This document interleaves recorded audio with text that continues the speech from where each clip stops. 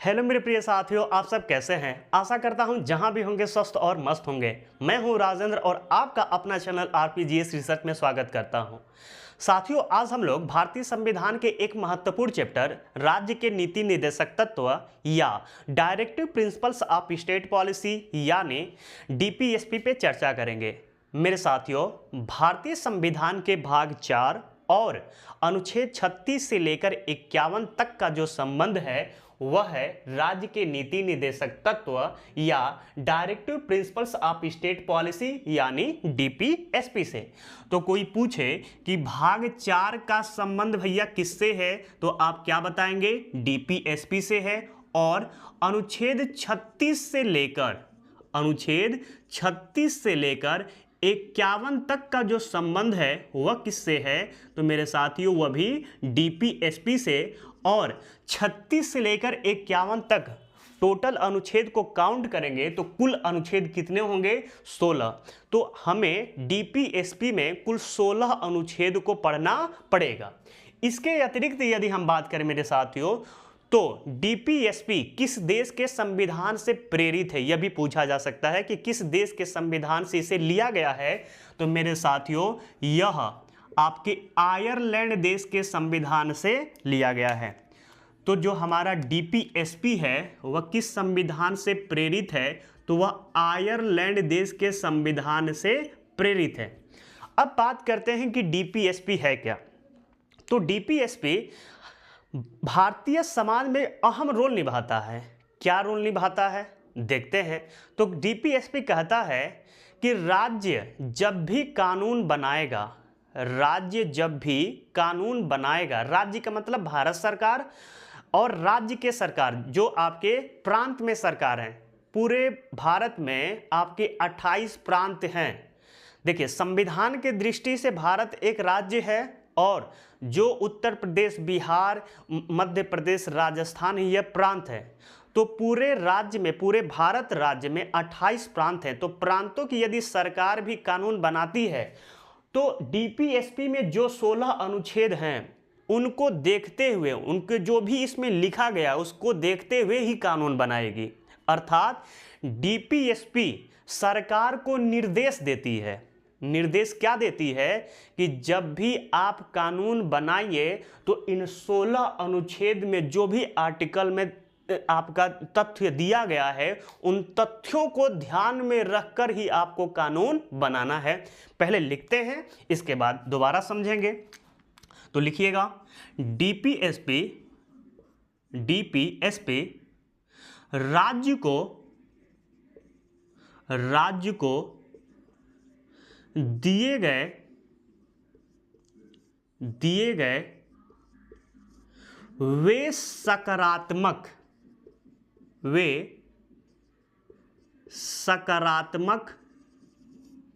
निर्देश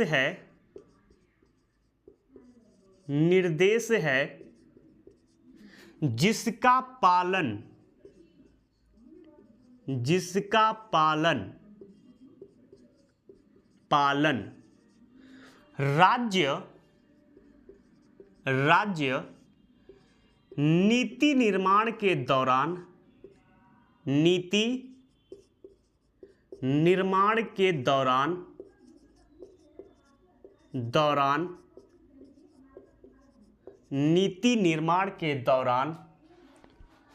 किया जाना जरूरी है। यह हुआ हमारा डीपीएसपी। यदि इस लाइन को आप समझ जाते हैं तो जो आपके 16 अनुच्छेद है यह चुटकियों में आपको समझ में आ जाएगा। यह लाइन सोच लीजिएगा कि डीपीएसपी का आत्मा है, राज्य के नीति निर्देशक तत्व का यह आत्मा है। यदि आत्मा, दिल और धड़कन को समझ लिए तो पूरी बॉडी आपको समझने में चुटकी भी नहीं लगेगा। समझिए इसको क्या कह रहा है। मतलब डीपीएसपी राज्य को क्या करता है? राज्य को निर्देश देता है। वह कैसा निर्देश देता है? तो सकारात्मक निर्देश देता है। कहता है कि जब भी आप नीति का निर्माण करेंगे, मतलब कानून बनाएंगे, तो आपको डीपीएसपी में जो 16 अनुच्छेद में जो भी तथ्य दिए गए हैं, जो भी कानून बनाए गए हैं, उन कानूनों को देखते हुए ही आप क्या करेंगे, नीतियों का निर्माण करेंगे। इसको घरेलू एग्जाम्पल से समझिए, अपने पे खुद लेके समझिए। जैसे जो मेरे आप वीडियो देख रहे हैं, जो भी पढ़ रहे होंगे ऐसे मोबाइल लेकर, तो आप भी 12th पास किए होंगे, मैं भी 12th पास किया हूँ। तो जैसे ही हम लोग 12 पास करते हैं, हम लोग को समझ में नहीं आता है कि हम लोग को करना क्या है, तो हम लोग पूछते हैं कि ये बताइए, पापा से पूछेंगे, भैया से पूछेंगे, दादा से पूछेंगे, काका से पूछेंगे, नानी से, चाचा से, मतलब दोस्तों से, सबसे पूछ लेते हैं कि यह बताइए कि मैं 12th पास कर लिया हूँ, अब करूँ क्या। तो कोई कहेगा कि यूपीएससी की तैयारी करो क्योंकि तुम्हारा जीएस बहुत ज़बरदस्त है। कोई कहेगा कि आपका मैथ यदि अच्छा होगा तो कहेगा कि तुम जाओ सीजीएल की तैयारी करो, तुम जाओ सीएचएसएल की तैयारी करो। किसी का मान लीजिए आपका बायो अच्छा, तो कहेगा कि एमबीबीएस की तैयारी करिए। ऐसे लोग कहेंगे। कोई कहेगा पॉलिटेक्निक करिए, कोई कहेगा आईटीआई करो, कोई कहेगा रेलवे की तैयारी करो। मतलब आपको देखते हुए आप किसी से जब पूछते हैं तो लोग आपको निर्देश देते हैं। तो यह समझिए कि यहाँ पे आप क्या हैं कि डीपीएसपी आपके पिताजी हैं, पापा हैं, मित्र हैं, सभी लोग हैं। और राज्य पे आप खुद रख लीजिएगा कि हम हैं, मतलब आप हैं चाहे हम हैं। तो पूछेंगे कि हमको 12th पास करके क्या करना है, तो यह लोग क्या करेंगे, तो यह लोग क्या करेंगे, निर्देश देंगे। कैसा निर्देश देंगे, सकारात्मक, कि बेटा देखो तुम्हारा जीएस अच्छा है, तुम जाके यूपीएससी की तैयारी करो, तुम डीएम बन जाओगे, तुम एसपी बन जाओगे। तो ये जो निर्देश दे रहे हैं, मतलब जो पापा, दोस्त, मित्र जो निर्देश दे रहे हैं, किसको, राज्य को, मतलब राज्य को, मतलब आपको चाहे हमको निर्देश दे रहे हैं, उन निर्देश को ही, वह कैसा निर्देश है, सकारात्मक, वह निर्देश को ही देखते हुए हम क्या करते हैं, अपनी नीतियों का निर्माण करते हैं कि हमें करना क्या है। उसके हिसाब से, मतलब लोग बता देते कि इसका सिलेबस यह है, इसका सिलेबस यह है, इसका सिलेबस ये है, उसके हिसाब से हम नीतियों का निर्माण करते हैं और तैयारी में जुट जाते हैं।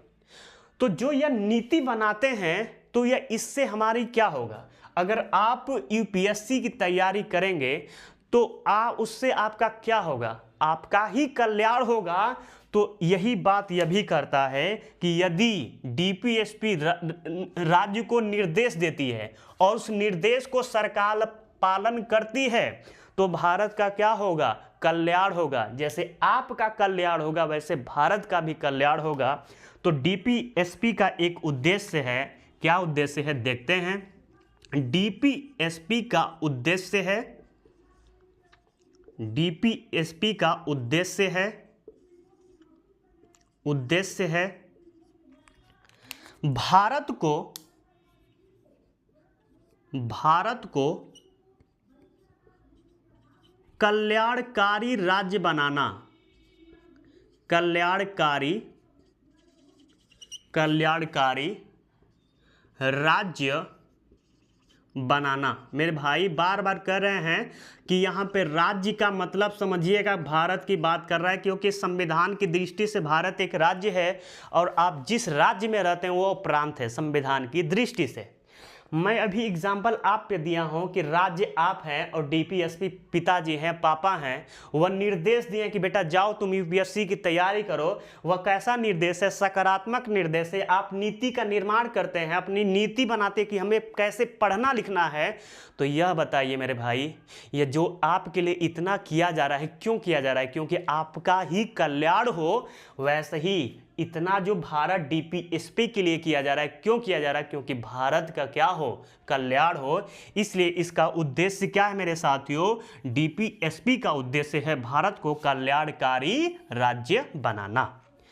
यही निर्देश पूरा हम आर्टिकल 16 तक देखेंगे। जैसे ही हम यह आर्टिकल, कुल आर्टिकल कितने हैं इसमें, 16, मतलब जैसे ही हम 36 और 37 पढ़ के निकलेंगे, वैसे ही 38 से ही आप देखेंगे कि सरकार को निर्देश दे रही है, डीपीएसपी राज्य को निर्देश देता है, राज्य को निर्देश देता है कि आपको ये करना है, आपको वो करना है। क्यों करना है? क्योंकि आपका क्या हो सके, कल्याण हो सके। अच्छा, एक व्यक्ति थे मेरे साथियों जिनका नाम था ग्रेनविल ऑस्टिन। ग्रेनविल ऑस्टिन ने डीपीएसपी को संविधान का आत्मा कहा है। तो यह लिख लेते हैं, काफी इंपॉर्टेंट है, यह पेट में पूछा जा सकता है। ग्रेनविल ऑस्टिन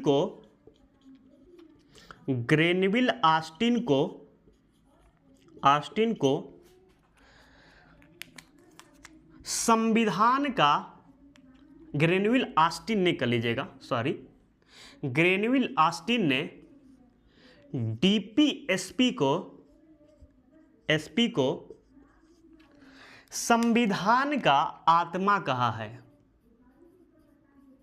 संविधान का आत्मा कहा है, आत्मा कहा है। तो पूछा जा सकता है कि किसने डीपीएसपी को संविधान का आत्मा कहा है, तो ग्रेनविल ऑस्टिन हो जाएंगे। अब आते हैं एक एक आर्टिकल पे। तो सबसे पहले हमें 36 देखना है कि 36 आर्टिकल में क्या है। तो मेरे भाई 36 आर्टिकल काफ़ी इंपॉर्टेंट है।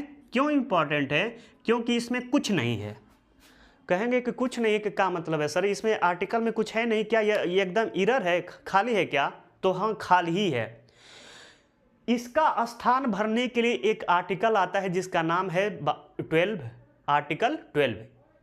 इसका 36 आर्टिकल को भरने के लिए एक आर्टिकल आता है जिसका नाम है आर्टिकल 12। और 12 आर्टिकल में क्या है? राज्य की परिभाषा। क्या है? राज्य की परिभाषा। तो आर्टिकल 12 में है राज्य की परिभाषा, राज्य की परिभाषा। तो जो आर्टिकल 12 में है वही सेम उसका लैंग्वेज या शब्द किसके लिए प्रयोग किया गया है? आर्टिकल 36 के लिए प्रयोग किया गया है। तो सीधे यदि आप ऐसे देख लीजिएगा, सेम एज आर्टिकल 12, इसमें कुछ है नहीं। जो शब्द आर्टिकल 12 में है वही शब्द अनुच्छेद किसमें है? 36 में है। तो यदि आर्टिकल 12 खत्म हो जाए तो ऑटोमेटिक 36 भी खत्म हो जाएगा। मतलब इसका अस्तित्व किस पे है? आर्टिकल आपका 12 पे टिका हुआ है। इसलिए मैं कहा हूं कि आर्टिकल 36 जो है यह ब्लैंक है, इसमें कुछ नहीं है। लेकिन है मेरे भाई, क्योंकि जब तक यह रहेगा तब तक ये जिंदा रहेगा। अब आते हैं आर्टिकल 37 पे। मेरे भाई 37 में कहता है कि डीपीएसपी राज्य के शासन का, डीपीएसपी राज्य के शासन का मूलभूत है। अभी इसको समझा रहा हूं, सब पहले लिख लेते हैं। मूलभूत है, लेकिन यह न्यायालय में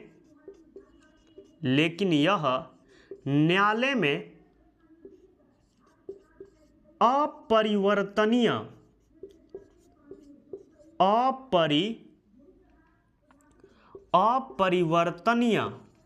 है। अच्छा, इसका मतलब अब समझते हैं। ये काफ़ी इंपॉर्टेंट आपका अनुच्छेद आता है, और इस अनुच्छेद से एक क्वेश्चन कैसे बनता है वो मैं आपको बताऊंगा। पहले इस लैंग्वेज को देखिए। डीपीएसपी राज्य के शासन का मूलभूत है। इस शब्द को पकड़ना है। मूलभूत का मतलब होता है आधार। क्या होता है? आधार कह सकते हैं या इसको बेस कह सकते हैं। डीपीएसपी राज्य के शासन का मूलभूत है, आधार है। मतलब जैसे मान लीजिए आप अपना घर बना रहे हैं, तो घर बनाते हैं तो पिलर डालते हैं। पिलर होता है, इससे घर क्या होता है? मजबूत होता है। मिस्त्री कहा कि आपको पिलर डालना है और पिलर डाल के यदि आप घर बनाएंगे तो काफ़ी मजबूत होगा, और यदि आप अपने घर को 10 तल्ला भी बना देते हैं, 10 मंजिला भी बना देते हैं, ये तो गिरेगा नहीं, ऐसा कहता है। फिर मिस्त्री कहता है कि आप पिलर बनवाएं या न बनवाएं, इसका कोई फ़ायदा नहीं है। मतलब कहेंगे कि आप कहने का मतलब क्या है, पागल बना रहे हो मिस्त्री, ऐसे आप कहेंगे। जैसे मैं कहूँ कि डीपीएसपी यदि आप पढ़ लें तो पेट में पूरे जीएस में जितना नंबर जीएस का आता है वो सब आ जाएगा, तो आप इसको पढ़ना स्टार्ट कर देंगे। लेकिन जैसे मैं कहूँगा, लेकिन यह इतना इंपॉर्टेंट है कि पूरा पेट में जीएस इसी से आएगा, और मैं कह दूँ कि यह इसको पढ़ने का मन करे तो पढ़िए, या नहीं पढ़ने का मन करे तो मत पढ़िए। तो कहेंगे कि यह मास्टर वो पगला गया है क्या, मतलब कह रहा है कि पूरे जीएस इसी से आएगा, दोबारा बोल रहा है कि इसको पढ़ने का मन करे तो पढ़िए, नहीं पढ़ने का मन करे तो मत पढ़िए। तो मेरे भाई बात मैं कुछ नहीं कर रहा हूं कि यह आर्टिकल कह रहा है। आर्टिकल क्या कर रहा है, डीपीएसपी राज्य के शासन का मूलभूत है, मतलब आधार है, मतलब बेस है डीपीएसपी। लेकिन न्यायालय में क्या है, अपरिवर्तनीय है। यही तो खेला कर दिया मेरे भैया। न्यायालय में क्या है, अपरिवर्तनीय है, मतलब जो भी आर्टिकल 36 से लेकर 51 तक है इसे आप लागू नहीं करवा सकते हैं। मतलब बात तो वही हुआ ना, मैं कहा हूं ना कि अगर आप किसी, मान लीजिए किसी, आप लड़के हो या लड़की, मान लीजिए लड़के के परिप्रेक्ष्य में कह रहा हूं कि मान लीजिए किसी आप लड़की से प्यार करते हैं और आप कहते हैं कि तुम नहीं मिलोगी तो मैं जान दे दूंगा, और दूसरे ही शब्द कहते हैं लोग कि तुमसे मैं शादी नहीं करूंगा। मतलब ये क्या मतलब है यार, कहने का मतलब है कि डीपीएसपी राज्य के शासन में मूलभूत है, मतलब बेस है, आधार है, इसके लिए जान है, कुछ हर एक चीज है, लेकिन न्यायालय में अपरिवर्तनीय है, लेकिन इसको न्यायालय में लागू करवाने के लिए चुनौती नहीं दे सकते हैं। बात तो वही हुआ, आशा करता हूं समझ गए होंगे। चलते हैं अब नेक्स्ट आर्टिकल पे। नेक्स्ट आर्टिकल है आपका 38, और 38 काफ़ी इंपॉर्टेंट है। इसका एक बात इसमें कहता है लोक कल्याणकारी की बात करता है, लोक कल्याणकारी की बात करता है। देखिए इसका कहता है कि राज्य के जितने भी नागरिक हैं उनको सामाजिक, आर्थिक, राजनैतिक न्याय से परिपूर्ण व्यवस्था स्थापित करना। राज्य के प्रत्येक नागरिक को सामाजिक, आर्थिक, राजनैतिक न्याय से परिपूर्ण व्यवस्था स्थापित करना। मतलब 2-3 शब्द करता है, पहला सामाजिक, दूसरा राजनैतिक, तीसरा आर्थिक। यह तीन आपको मिल गया, समाज में जीने का अधिकार, पैसा रुपया हो गया, राजनैतिक अधिकार मिल गया, तो आपकी जो जिंदगी हो जाएगी वह क्या हो जाएगा, कल्याणकारी हो जाएगी, काफ़ी विकास हो जाएगा आपका। तो यह जो पॉइंट है इसको लिख लेते हैं। क्या कह रहा है, प्रत्येक नागरिक को लिखेगा,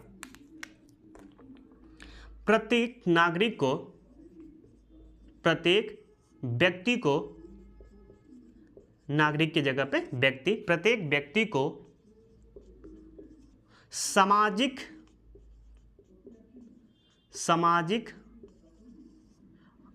आर्थिक, राजनीतिक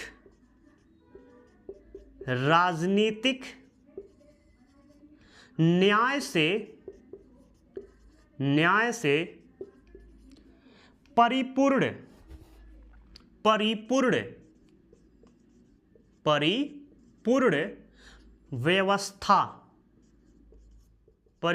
व्यवस्था स्थापित करना। यह किस आर्टिकल में कहता है, आर्टिकल 38। ये काफ़ी इंपॉर्टेंट है, कई बार पूछा गया है कि किस आर्टिकल में लोक कल्याणकारी की बात कहता है, तो आर्टिकल आपका 38 में कहता है। यदि पूछ दे मेरे भाई कि किस भाग में भारत को कल्याणकारी राज्य बनाने की बात कही गई है, तो तब भी क्या हो जाएगा, भाग का नाम है 4। अब भाग 4 में क्या है, डीपीएसपी, क्योंकि इसका उद्देश्य क्या है, डीपीएसपी का उद्देश्य भारत को कल्याणकारी राज्य बनाना है। आते हैं 39 में। 39 भी काफी इंपॉर्टेंट है और इसमें हमको कुल 6 आर्टिकल पढ़ना पड़ेगा। आर्टिकल 6 पढ़ना पड़ेगा। पहले आर्टिकल में कहता है कि स्त्री हो या पुरुष आजीविका के पर्याप्त साधन उपलब्ध कराए जाएंगे। मतलब राज्य को निर्देश देता है आर्टिकल 39A कि स्त्री हो या पुरुष सबको आजीविका का पर्याप्त साधन उपलब्ध कराना है। दूसरे में क्या कहता है, आर्टिकल 39B में देश के संसाधनों का जनहित में प्रयोग करना। मतलब देश के जितने भी संसाधन हैं, जैसे मान लीजिए पेट्रोल है, मुंबई, आप जानते होंगे कि मुंबई हाई से एक समुद्र में, अरब सागर में, बंबई में एक जगह है, बंबई से 60 किलोमीटर अंदर समुद्र में, जिसका नाम है मुंबई हाई। वहां से तेल निकलता है, पेट्रोलियम निकलता है। वह जो पेट्रोलियम निकलेगा पूरे भारत का है, पूरे भारत का संसाधन है। तो वह जो पेट्रोल निकल रहा है उसको पूरे भारत के लोग क्या करेंगे, प्रयोग करेंगे। यह किस आर्टिकल में कर रहा है, 39B में। सी में क्या कर रहा है कि धन और उत्पादन के साधनों को केंद्रीयकरण होने से रोकना। मतलब जो भी धन है वह एक व्यक्ति के हाथों में न हो जाए, और दूसरा जितने भी उत्पादन हैं उसको भी कोई केंद्रीयकरण न कर ले। जैसे आज भारतीय समाज में कहा जाता है कि लगभग 90% लोग गरीबी में जी रहे हैं और आपके 10% ऐसे हैं जिनके पास बहुत ज़्यादा पैसा है। ऐसी बात कहा जाता है, ऐसे इकोनॉमिक्स में आपके सर्वे आते रहते हैं। तो आपका थर्ड क्या कह रहा है कि धन और उत्पादन के साधनों को केंद्रीयकरण होने से रोकना। मतलब एक ही व्यक्ति के हाथ में पूरी इतनी धन ना हो जाए कि और व्यक्ति गरीब हो जाएगी, यह आपका थर्ड कहता है। 39(4) क्या कहता है, स्त्री हो या पुरुष समान कार्य के लिए समान वेतन दिया जाएगा। चाहे स्त्री कार्य करे या पुरुष कार्य करे, जब सेम कार्य कर रहे हैं, एक ही के कार्य कर रहे हैं, क्यों एक को ज़्यादा और एक को क्यों कम पैसा दिया जाएगा, ऐसा नहीं है। आर्टिकल 39D कह रहा है कि समान कार्य के लिए समान वेतन दिया जाएगा। आपका 5 कहता है कि नागरिकों का राज्य को यह निर्देश देता है डीएसपी कि नागरिकों की स्वास्थ्य की देखरेख करने की जिम्मेदारी आपकी किसकी है, भारत सरकार की है। प्रत्येक प्रांत के सरकारों की है कि प्रत्येक नागरिक का स्वास्थ्य क्या रहे, सही रहे। 6 में कहता है कि बच्चे, युवाओं और किशोरों को शोषण होने से बचाने की भी जिम्मेदारी किसकी है, तो राज्य सरकार की है, भारत सरकार की है। तो जितने भी आर्टिकल इसमें महत्वपूर्ण है मेरे साथियों, आइए एक एक करके लिख लेते हैं। पहले 39A देखते हैं कि 39A में क्या है। 39A में कहता है स्त्री और पुरुषों को और पुरुष को आजीविका के पर्याप्त साधन उपलब्ध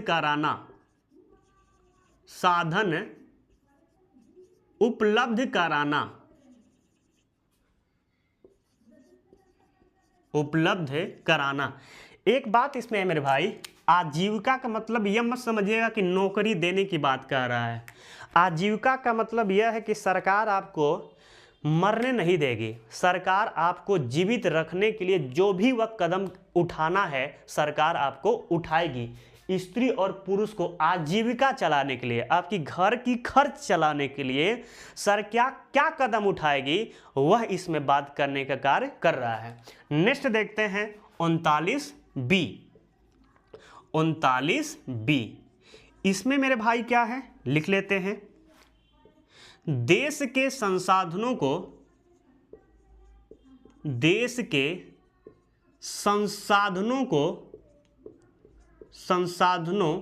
का जनहित में प्रयोग, जनहित मतलब पूरे भारत में, जनहित में प्रयोग मतलब जो भी भारत के संसाधन है, जैसे आपके झारखंड से कोयला निकलता है, राजस्थान के झरिया से सीसा निकलता है, बहुत सारे जगह से, कोलार की खान से आपका सोना निकलता है, पन्ना गोलकुंडा की खान से हीरा निकलता है। तो ये सब क्या है, देश के संसाधन हैं जिनका प्रयोग क्या है, जनहित में होना चाहिए। आते हैं नेक्स्ट आर्टिकल पे। नेक्स्ट आर्टिकल है मेरे भैया 39C। क्या है, 39C। और इसमें क्या कहता है देखते हैं। धन और, यह शब्द ध्यान में रखिएगा, धन और उत्पादन के साधनों को, उत्पादन के साधनों को केंद्रीयकरण होने से, केंद्रीयकरण होने से रोकना। मतलब इसमें क्या कह रहा है कि धन और उत्पादन, जो धन है उसको भी केंद्रीयकरण नहीं होने देंगे। मतलब एक व्यक्ति के पास में इतना पैसा ना हो जाए कि और सब लोग गरीब हो जाए, ठीक है। और जो भी उत्पादन के साधन हैं उनको भी केंद्रीयकरण होने से रोकने की जिम्मेदारी किसकी है, भारत सरकार की है। नेक्स्ट देखते हैं आपका अनुच्छेद 39(4) या डी कर सकते हैं। इसमें क्या है, तो इसमें है स्त्री और पुरुष, स्त्री और पुरुष को समान कार्य के लिए समान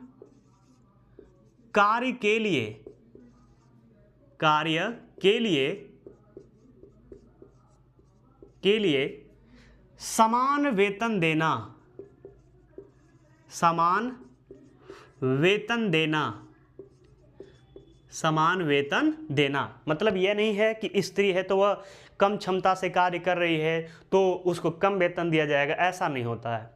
मान लीजिए यदि आप नौकरी कर रहे हैं, यदि आप सिपाही हैं, दरोगा हैं, एसपी हैं, जो भी हैं होंगे, एक स्त्री हो या पुरुष दोनों कार्य कर रही है तो दोनों को समान वेतन दिया जाएगा।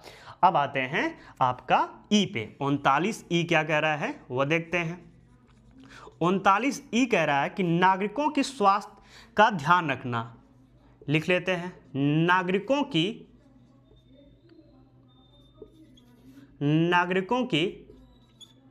स्वास्थ्य का ध्यान रखना।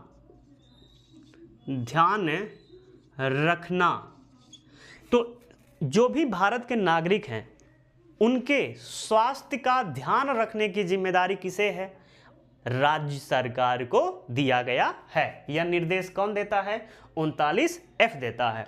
आते हैं नेक्स्ट 39E आएगा ना, E। अब आते हैं F पे। 39F में क्या है, बच्चों,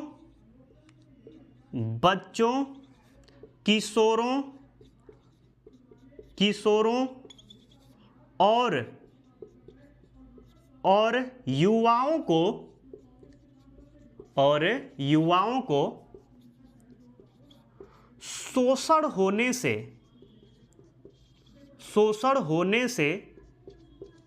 होने से बचाना। यह भी एक जिम्मेदारी है, बहुत बड़ी जिम्मेदारी है। बच्चों, किशोरों और युवाओं को शोषण होने से बचाने की जिम्मेदारी भी क्या है, आपकी राज्य सरकार को दिया गया है। बहुत सारे ऐसे बच्चे हैं कि जैसे उनका शोषण किया जा रहा है, युवा है, चाहे किशोर हैं, चाहे बच्चे हैं, बहुत प्रकार से शोषण किया जाता है। बच्चे कहीं जाके पढ़ते हैं तो कोई टोंट करता है, उससे भी बचाया जाना चाहिए। ऐसा कानून जाना चाहिए कि जहाँ पे ऐसे कृत्य ना हो सके। या आप जानते होंगे कि लोग जाते हैं और देखते ही रह जाते हैं, वैसे कृत्य भी नहीं होनी चाहिए। आप एक जानते होंगे कि आईपीसी की धारा 294 है, जिसमें कहा जाता है कि आप किसी को छेड़ रहे हैं या बोली टोंट कर रहे हैं, यदि वह महिला या कोई भी बच्ची या हो या बच्चा हो, यदि वह जाके आपको शिकायत कर देता है तो 10 साल का आपका जुर्माना हो जाएगा। तो यह काफ़ी इम्पॉर्टेंट है कि उन लोग को बचाना चाहिए। तो शोषण से बचाने की जिम्मेदारी भी राज्य सरकार को है, इसलिए बच्चों के लिए बहुत सारे ऐसे उपाय करती है जिससे बच्चों का क्या हो, शोषण ना हो। जैसे एक नॉर्मल सी बात करें कि जैसे अब देख रहे होंगे कि सीबीएसई हो, सीबीएसई बोर्ड में नॉर्मली बच्चे फेल नहीं होते हैं 10 में, नॉर्मली फेल नहीं होंगे, एकदम जो लोड़ा से पढ़ा हुआ है वही एकदम फेल होगा तो होगा, अन्यथा जो बच्चा थोड़ा सा मतलब थोड़ा सा पढ़ा हुआ है वह भी पास हो जाएगा। यह सीबीएसई की बात कर रहा हूं मेरे भाई कि कभी फेल ही होता ही नहीं है। 8 तक तो भाई वह फेल ही नहीं होगा, मतलब यह डिप्रेशन ही नहीं दिया जाता है, भाई तू पढ़ना चाहता है पढ़, नहीं पढ़ना चाहता है मत पढ़, लेकिन तुझे मैं पास कर दूंगा, यह सरकार कहती है। वह क्यों, उनको शोषण से बचाने के लिए 8 के बाद थोड़ा सा दिमाग खुल जाता है तो सरकार कहती है कि भाई अब देख, अब पढ़ेगा तभी काम चलेगा, अन्यथा काम नहीं चलेगा, इसलिए पढ़ना थोड़ा सा जरूरी पड़ जाता है। लेकिन जब तक वह छोटे बच्चे रहते हैं, सोचने समझने की क्षमता कम रहती है, तब तक सरकार भी पास करते हुए जाती है। अब आते हैं मेरे भाई नेक्स्ट अनुच्छेद पे, और नेक्स्ट अनुच्छेद है हमारा 40। कौन सा है, 40 है, और यह गांधी जी के दर्शन से प्रेरित है। गांधी जी के दर्शन से, गांधी जी के दर्शन से प्रेरित है। कई सारे अनुच्छेद हैं जो गांधी जी के दर्शन से प्रेरित है, उसमें से अनुच्छेद आपका 40 काफी इंपॉर्टेंट है, इसको वीवीआई भी कर सकते हैं। इसमें है क्या, पंचायत का गठन है, पंचायत, पंचायत का गठन, गठन और सशक्तिकरण करना, और सशक्तिकरण करना, सशक्तिकरण करना। मतलब देखिए, पंचायत का जो गठन है वह 40 में मिलेगा और 243 अनुच्छेद में मिलेगा। तो पंचायत का गठन की यहाँ पे पूर्णतः बात नहीं करता है, यहाँ पे बस बात कर रहा है कि पंचायत का गठन होना चाहिए, लेकिन पंचायत का पूरा विस्तारित वर्णन 243 में दिया गया है कि पंचायत का गठन कैसे होगा, पंचायत के सदस्य कैसे चुने जाएंगे, अप्रत्यक्ष चुने जाएंगे कि प्रत्यक्ष चुने जाएंगे कि अप्रत्यक्ष चुने जाएंगे, कौन पे कैसे कैसे चुनाव होगा, क्या होगा, कार्यकाल क्या होगा, पदोन्नति कैसे होगी, सब कुछ दिया है 243 में। जबकि यहाँ पे सिंपली बोला है पंचायत का गठन और सशक्तिकरण करना। तो यह शब्द काफ़ी इंपॉर्टेंट है, और सशक्तिकरण का मतलब यह है कि जो पंचायत का मुखिया है, मतलब ऐसे नॉर्मली जहाँ पे पंचायत होता है वहाँ पे उनको प्रधान जी कहते हैं। उत्तर प्रदेश में प्रधान चलता है, जबकि बिहार में मुखिया चलता है। ऐसा इसलिए क्योंकि बिहार में एक जाति है प्रधान, तो बहुत लोग हो जाएंगे, मान लीजिए जाति है तो वह कहेगा कि मैं प्रधान हूँ, वह प्रधान है, समझ ही में नहीं आएगा कि कौन प्रधान है। तो जाति के आधार पर वहाँ पे मुखिया शब्द का प्रयोग किया जाता है, तो वहाँ पे मुखिया होता है। तो मुखियों को भी या प्रधान को भी इतना शक्ति दिया गया होता है कि वह अपने गांव के छोटे मोटे जो झगड़े हैं उनको वह सुलह या उनको निपटारा कर सके, इतना शक्ति दिया गया। और गांव का पहला व्यक्ति प्रधान होता है। जैसे पूरे भारत का हम कहते हैं कि भारत का पहला नागरिक कौन होता है, तो राष्ट्रपति का नाम लेते हैं, वैसे गांव का प्रथम व्यक्ति कौन होता है, प्रधान होता है। यह भी जान के चलिएगा। बस इतना ही, चलते हैं नेक्स्ट अनुच्छेद में।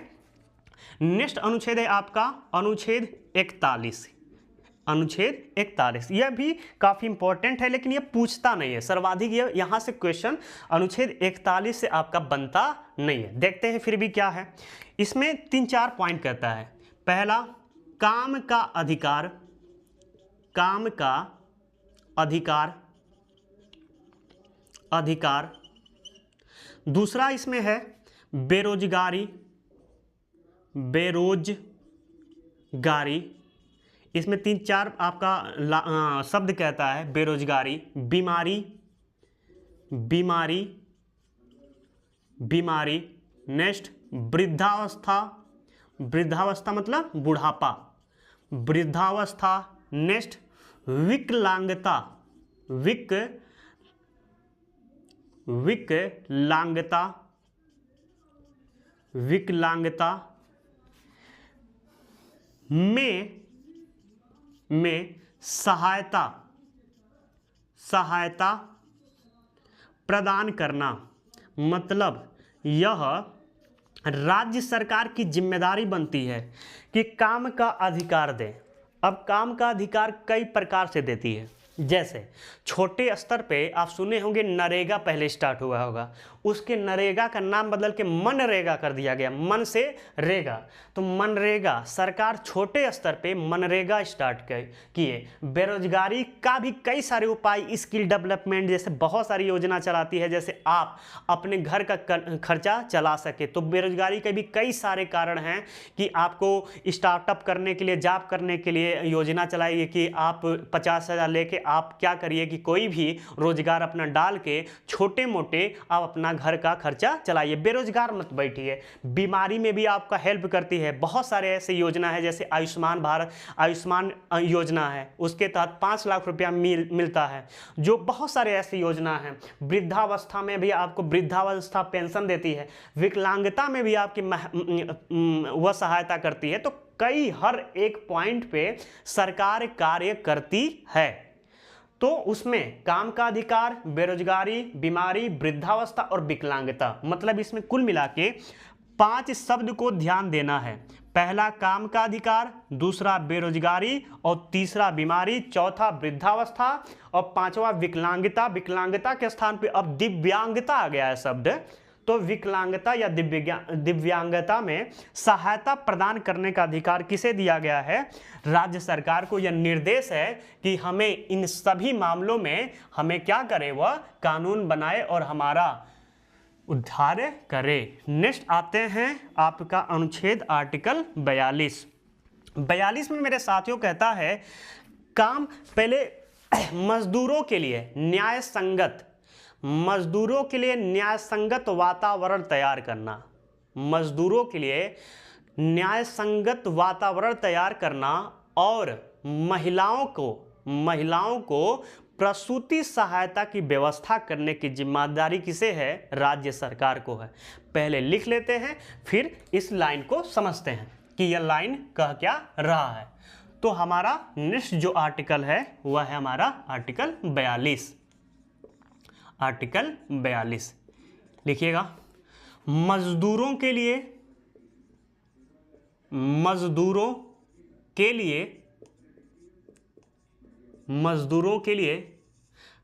काम की न्याय संगत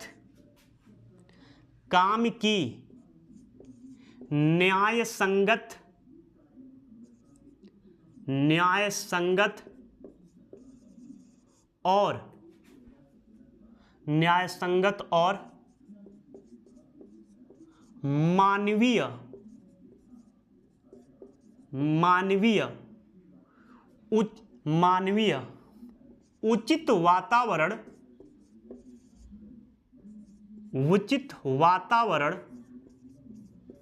मानवीय उचित वातावरण तैयार करना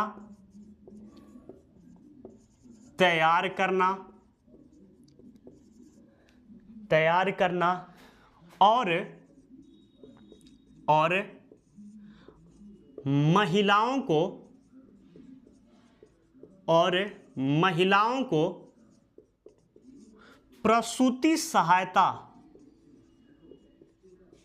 प्रसूति सहायता की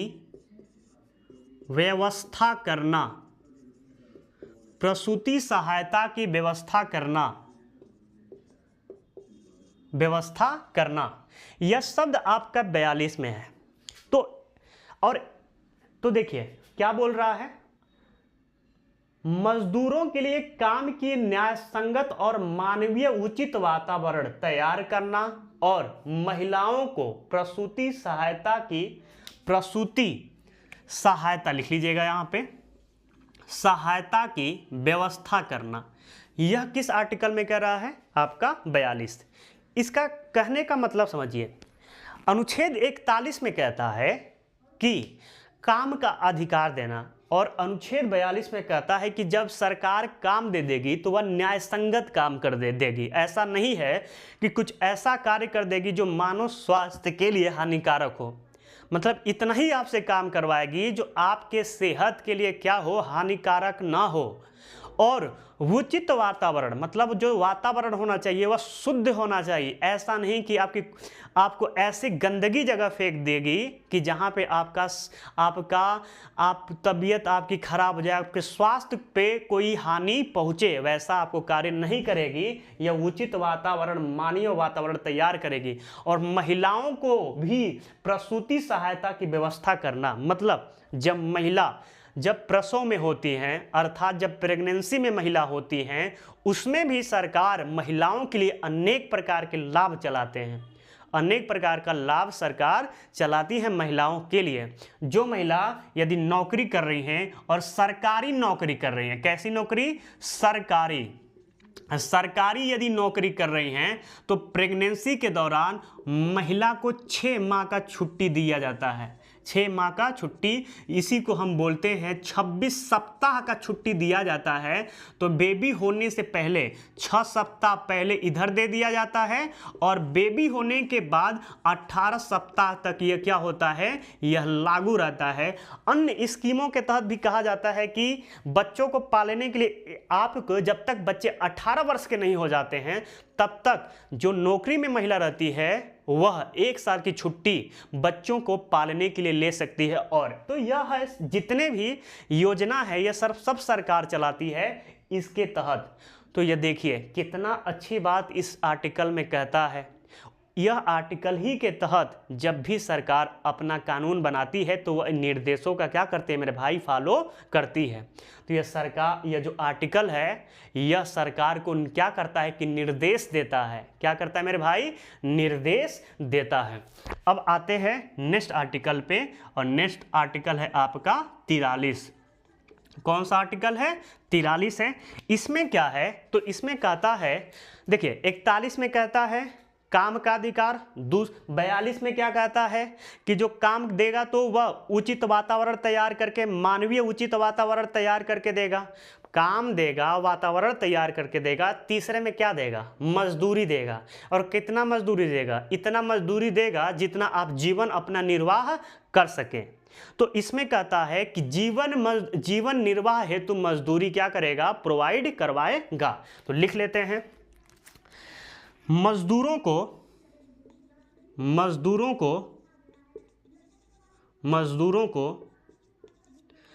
जीवन निर्वाह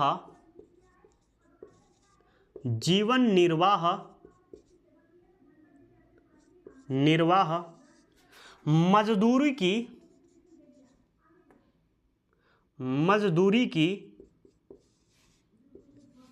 व्यवस्था करना।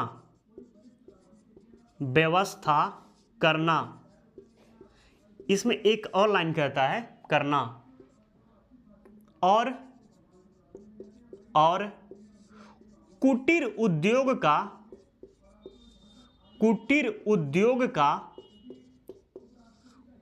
का विकास करना। अब देखिए अगर कोई पूछ दे कि कुटीर उद्योग क्या होता है तब क्या बताएंगे? तो मेरे भाई ये कुछ होता नहीं है। मतलब आप जिस एरिया में रह रहे होंगे उस एरिया में आप देखते होंगे कि कुछ ऐसा बनाने वाला होगा कि वह अन्य इलाकों में नहीं होगा। मतलब घरेलू महिलाएं या कुछ पुरुष ऐसे चीज़ आपके जैसे खिलौना हो गया या मान लीजिए डाली हो गया, बहुत सारे ऐसे आपके सामान हैं जो आपके ही इलाके में बनते हैं, अन्य इलाकों में नहीं बनता है। जैसे कुम्हार है तो कुम्हार क्या करते हैं कि वह मिट्टी के बर्तन बनाते हैं, सुराही बनाते हैं। आपका बहुत सारे ऐसे बर्तन बना देंगे जो अन्य जगह पे नहीं मिलेगा। तो ऐसे बहुत सारे आपके कुटीर उद्योग होते हैं, उन्हीं का विकास करने की जिम्मेदारी किसका है? राज्य सरकार को है। तो राज्य सरकार भी बहुत सारी योजना चलाती है जो उन छोटे मोटे जो कुटीर उद्योग है उनको प्रोत्साहित किया जाए और वह जो उनका एक सामान है जो कभी विलुप्त ना हो सके, वह चलता रहे, वह विकास उनका भी होता रहे। इसलिए यह भी आर्टिकल आप लोग के लिए काफ़ी जरूरी है और यह शब्द भी काफ़ी इंपॉर्टेंट है। मजदूरों को जीवन निर्वाह मजदूरी की क्या करना? व्यवस्था करना। अब आते हैं आर्टिकल 44 पे। 44 काफ़ी इंपॉर्टेंट है, VVI कर सकते हैं इसको। 44 में क्या है? समान नागरिक संहिता। समान नागरिक समान नागरिक संहिता का प्रावधान है। समान नागरिक संहिता का प्रावधान है, इसी को बोलते हैं यूनिफॉर्म सिविल कोड। क्या बोलते हैं? यूनिफॉर्म सिविल कोड बोलते हैं मेरे भाई, या इसको शॉर्ट फॉर्म में यूसीसी। और देखिए यह होता क्या है, बहुत इंपॉर्टेंट है, इतना इंपॉर्टेंट कि कहने लायक नहीं। हाल में हाल की सरकार जो है इस पे बहुत काम कर रही है और सोच रही है कि यह जो अनुच्छेद आर्टिकल है पूरे भारत में लागू हो जाए, लेकिन ऐसा हो नहीं सकता है क्योंकि यहाँ पे भारत में अनेक प्रकार की जातियाँ रहती हैं, इसलिए यह लागू नहीं हो सकता। अच्छा, यह क्या है कि लागू नहीं हो सकता, तो बात करते हैं उस पर। मेरे भाई कहा जाता है कि जो भारत का कानून है यह 80% कानून सब पे लागू होता है, जबकि 20% कानून लागू नहीं होता है।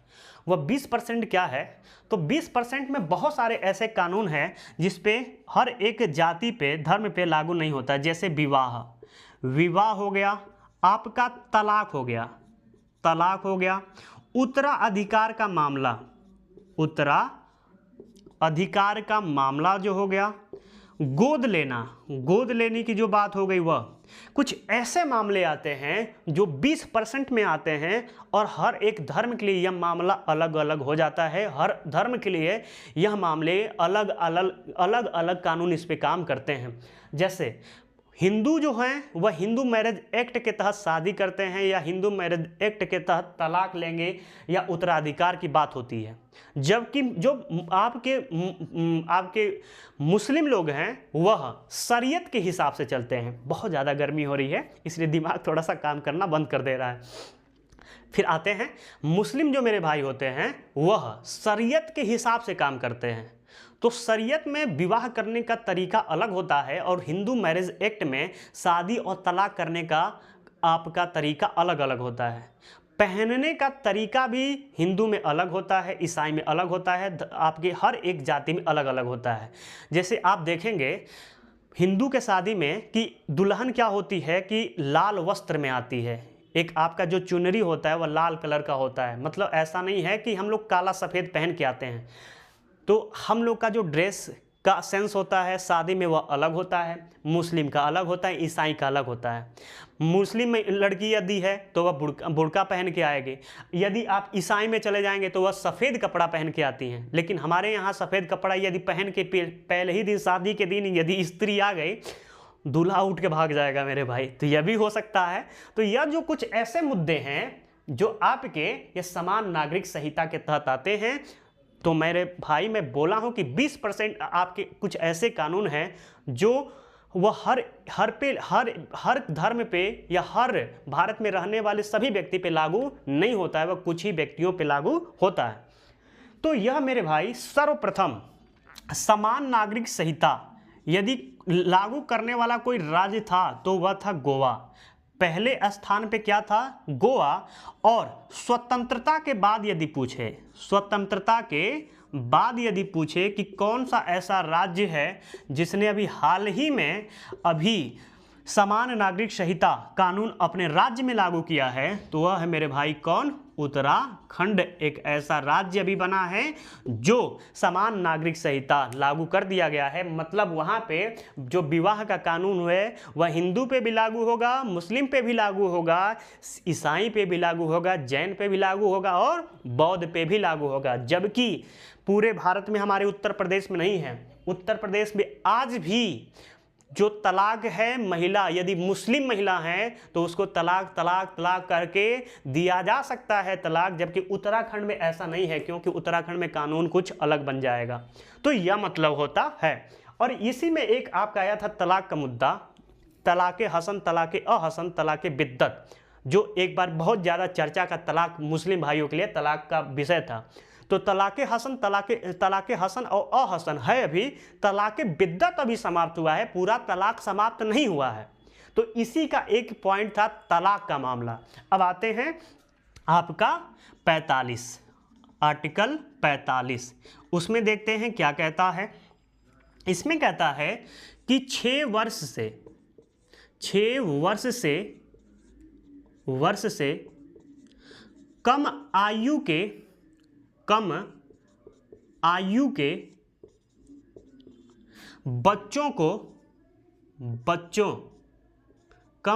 के बच्चों को बाल्यावस्था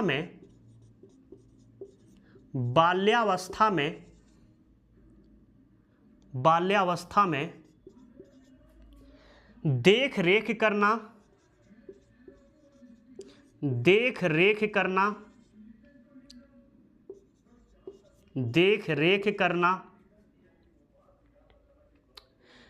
और उनके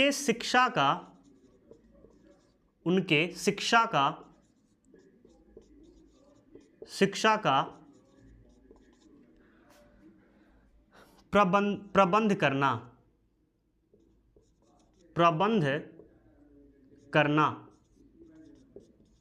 प्रबंध करना। यह किस आर्टिकल में कह रहा है? तो 6 वर्ष से कम आयु के बच्चों को बाल्यावस्था में देख रेख करने की जिम्मेदारी किसे है? तो यह सरकार की जिम्मेदारी बनती है कि वह बाल्यावस्था में जो छोटे बच्चे हैं उनकी देख रेख करें, साथ ही साथ उनके शिक्षा का प्रबंधन भी करें। इसलिए मेरे साथियों, बच्चों को जो 6 वर्ष से कम आयु के बच्चे हैं उनको शिक्षा का प्रबंधन करने के लिए आंगनबाड़ी की क्या किया गया है? स्थापना किया गया है। तो अपने गांव में आंगनबाड़ी भी देखते होंगे जहां पे छोटे छोटे बच्चे जाके क्या करते हैं? पढ़ते हैं। वह बड़े बच्चों के लिए नहीं है, वह जो छोटे बच्चे हैं, जो 6 वर्ष से कम आयु के बच्चे हैं, वहां पे जाते हैं और उनको वहाँ पे आपका बिस्कुट दिया जाता है, दरिया दिया जाता है खाने के लिए। तो उनके स्वास्थ्य को भी ध्यान में रखा जाता है, प्लस उनको पढ़ने का जो टेक्निक होता है, जो कैसे किताब को पकड़ा जाता है, उनको पेंसिल दे दिया जाएगा, वह लाइन खींचेंगे, वह करेंगे, वह सब कुछ कृत्य आंगनबाड़ी में सिखाया जाता है। इसलिए अनुच्छेद 45 के तहत आंगनबाड़ी की व्यवस्था छोटे बच्चों के लिए किया गया है। आते हैं नेक्स्ट आर्टिकल पे, और नेक्स्ट आर्टिकल है हमारा 46 में कहता है SC, ST और समाज के कमजोर वर्गों के लिए शिक्षा एवं आर्थिक हितों में मदद करना। तो ये लिख लेते हैं क्या है? SC, ST और समाज के कमजोर वर्गों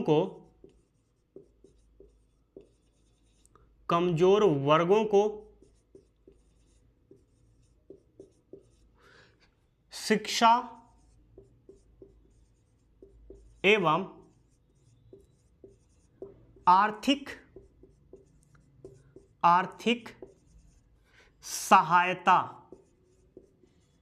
आर्थिक सहायता प्रदान करना। यह किस आर्टिकल में है? तो 46 में कहता है कि SC, ST या जो समाज के कमजोर वर्ग हैं उनको आर्थिक शिक्षा में और आर्थिक सहायता प्रदान करना। तो शिक्षा में भी आप देखते हैं कि जो SC वाले बच्चे हैं, जो ST वाले बच्चे हैं, उनको भी बहुत सारे लाभ मिलता है। जैसे जो बीएड कर रहे हैं उनको 0 बैलेंस पे भी बीएड करने का ऑफर दिया जाता है, स्कॉलरशिप भी दिया जाता है। जो बच्चे फॉर्म फिलअप करते हैं, जो मान लीजिए जो समाज से कमज़ोर हैं, जैसे जैसे SC हैं, ST हैं, तो देखेंगे कि जनरल के लिए जहाँ पे 500 फीस रहेगा, वहीं पे SC और ST के लिए वहाँ पे क्या रहेगा? 100 रुपया रहेगा। तो इसी के तहत उन लोग को छूट दिया जाता है। अब आते हैं नेक्स्ट आर्टिकल पे, और नेक्स्ट हमारा आर्टिकल है 47। इसमें क्या कहता है? नागरिकों को पोषक आहार देना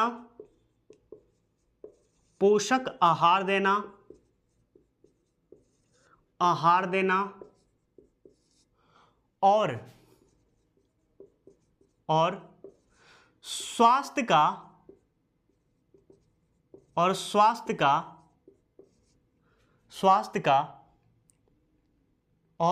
का देख रेख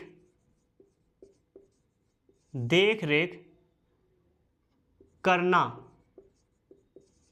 और स्वास्थ्य का देख रेख करने का जिम्मेदारी किसे है? राज्य सरकार को है।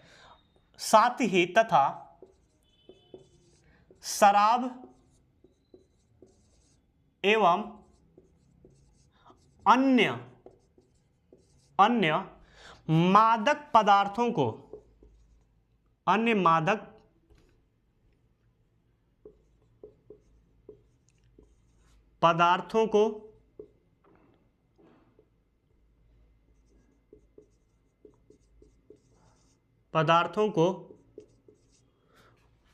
उत्पादन एवं बिक्री पर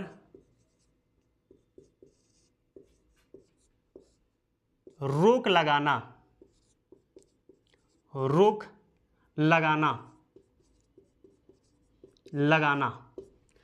तो यह बात कहता है आपका 47 में मेरे भाई कहता है कि नागरिकों के पोषक आहार देना और उनका स्वास्थ्य का देखरेख करना की जिम्मेदारी किसकी है? सरकार की है। साथ ही साथ जो शराब है या अन्य मादक जो पदार्थ हैं उनके उत्पादन एवं बिक्री पे रोक लगाने की जिम्मेदारी किसकी है? तो भारत सरकार की है। प्रत्येक प्रांत की जो सरकारें हैं उनकी है।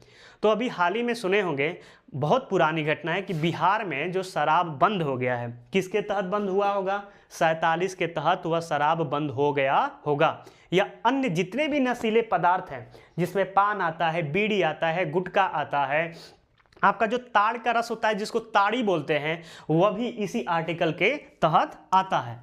नेक्स्ट देखते हैं आपका अनुच्छेद 48 में कहता है कि कृषि एवं पशुपालन का विकास करना एवं अन्य जो जितने भी दुधारू पशु हैं उनकी हत्या पे रोक लगाने की बात करता है। तो लिख लेते हैं,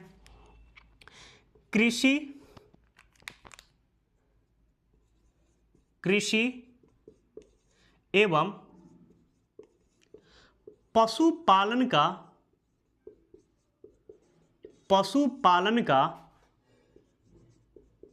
विकास करना तथा गाय एवं अन्य दुधारू पशु की हत्या पर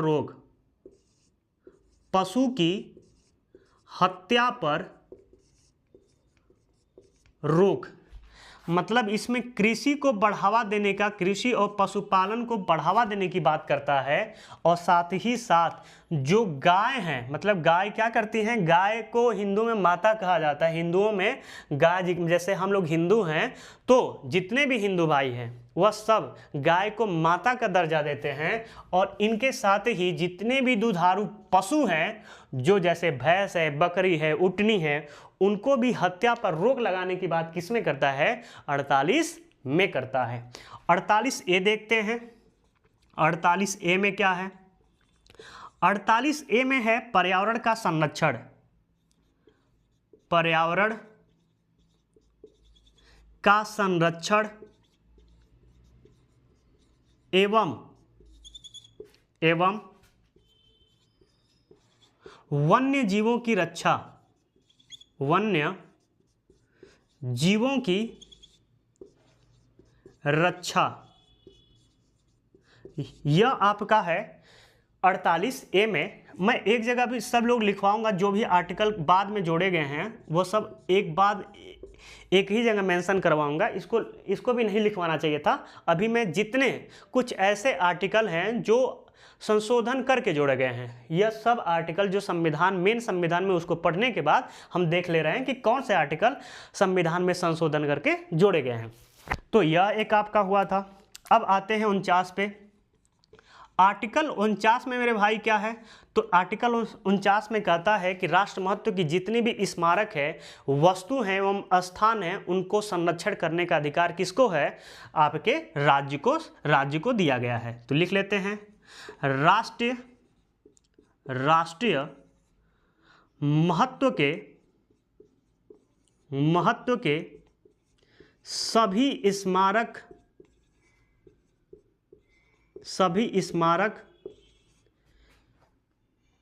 एवं वस्तुओं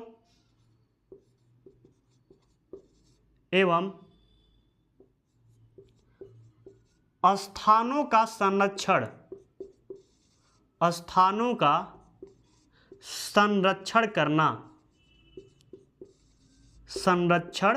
करना यह किसकी जिम्मेदारी है, राज्य सरकार की जिम्मेदारी है। 49 तो हो गया।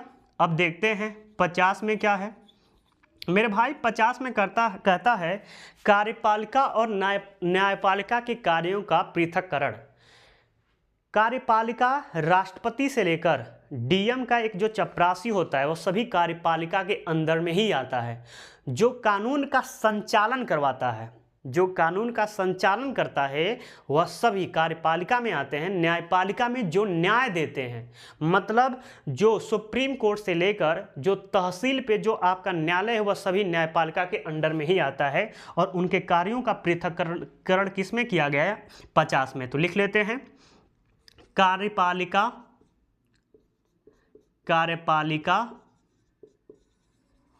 और न्यायपालिका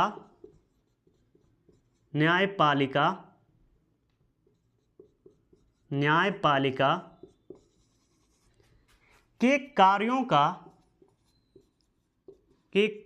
का पृथक्करण किस आर्टिकल में है, तो 50 आर्टिकल में है मेरे भाई। लास्ट इसका आर्टिकल बचता है 51। इसमें कहता है अंतर्राष्ट्रीय शांति को बढ़ावा देने का प्रयास। लिख लेते हैं, यह समाप्त हो जाएगा। आर्टिकल 51 में क्या है, अंतर्राष्ट्रीय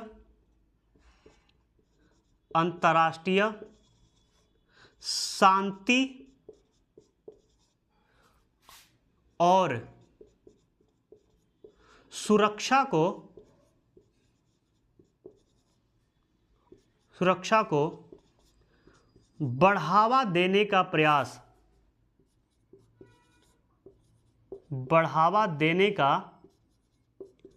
प्रयास किस आर्टिकल में मेरे भाई, तो यह है आर्टिकल 51।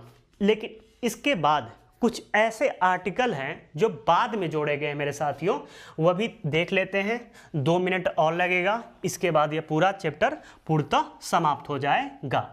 तो एक हमारा हेडिंग बनेगा कि बाद में जोड़े गए कुछ अनुच्छेद या आर्टिकल। लिख लेते हैं, बाद में जोड़े गए अनुच्छेद। अब देख लेते हैं कौन कौन से अनुच्छेद हैं। एक तो आपका 39F था, जो हम इसका शब्द है उसको पढ़ चुके हैं, जो थ्योरी है इसको पढ़ चुके हैं। और यह 42वां संविधान संशोधन 1976 के तहत जोड़ा गया था। नेक्स्ट आर्टिकल है आपका 39A। इसे भी जोड़ा गया है 42वां संविधान संशोधन 1976 में। इसमें क्या है देख लेते हैं। इसमें कहता है समान न्याय और निःशुल्क कानूनी सहायता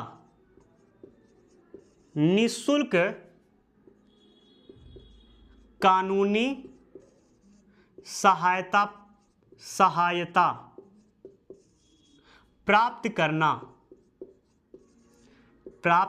करना मतलब समान न्याय की बात करता है कि सबको समान न्याय मिलना चाहिए। और कैसा कानून होना चाहिए? निःशुल्क कानूनी सहायता प्राप्त होना चाहिए। इसके तहत मेरे भाई यह होता है कि आप जैसे एक पीड़िता फैमिली होता है और जो एक सताया जो हुआ होता है या कोई अपराध में लिप्त होता है, वह व्यक्ति को अभियुक्त कहते हैं। तो जो व्यक्ति पीड़ित होता है वह जैसे ही न्यायालय में जाता है तो उसको सरकारी वकील मिल जाता है। वह जो वकील मिलता है वह जीरो बैलेंस, वह पैसा आपसे नहीं लेगा क्योंकि वह सरकार द्वारा प्रोवाइड किया जा रहा है जो पीड़ित होता है। वही बात करता है कि समान न्याय और निःशुल्क कानूनी सहायता प्राप्त करने की अधिकार किसमें है? 39A में है। अब देखते हैं नेक्स्ट आर्टिकल। 42वां संविधान संशोधन के तहत एक और आर्टिकल जोड़ा गया था जिसका नाम है आपका 43A। और 43A में है उद्योग के प्रबंधन में, उद्योग के प्रबंधन में, उद्योग के प्रबंधन में मजदूरों को भागीदार बनाना, मजदूरों को भागीदार बनाना। मतलब जैसे आपका कोई बड़ा कंपनी है तो उसमें भी मजदूर भी क्या रहें? आपकी कंपनी में भागीदार रहें। वह किस आर्टिकल में कहता है? तो आपका 43A में। तो कोई कंपनी ऐसी होती है तो देखते होंगे कि वहाँ पे 1% उस कंपनी का, 1% उस कंपनी का जो पूरा बेनिफिट का 1% उन मजदूरों के लिए क्या होता है? रहता है उनके स्वास्थ्य के लिए। उनकी कोई भी कुछ ऐसी तबीयत खराब होगी, कुछ ऐसे कृत्य हो गए जो वहाँ पे उनको पैसा की ज़रूरत है तो वहाँ से प्रोवाइड करवाने की जिम्मेदारी होती है। बहुत सारे ऐसे होते हैं। मजदूरों में भी यूनियन लीडर होते हैं जो आपके कार्य, मजदूरों का एक संगठन होता है। वहाँ पे एक व्यक्ति मजदूर का जो यूनियन लीडर होगा कहेगा काम नहीं करना है तो वहाँ पे काम नहीं होगा, सभी मजदूर हट जाएंगे। तो वैसे ही मजदूरों को भी उद्योग में क्या किया जाता है? प्रबंधन में भागीदार बनाया जाता है। नेक्स्ट आर्टिकल देखते हैं आपका। और एक 42वां संविधान संशोधन के तहत जोड़ा गया था जिसका नाम था आपका 48A। तो यह कुछ ऐसे आर्टिकल हैं जो 42वें संविधान संशोधन 1976 के तहत जोड़े गए थे। नेक्स्ट आपका संविधान संशोधन है 44वां संविधान संशोधन, 44वां संविधान संशोधन 1978। मेरे साथियों, इसके तहत एक आर्टिकल आपका जोड़ा गया था जिसका नाम है अनुच्छेद 38(2). इसके तहत 3 बातें कहता है। क्या है वो बातें? देखते हैं। आय की असमानता, आय की असमानता, आय की असमानता। दूसरा कहता है अवसर की असमानता,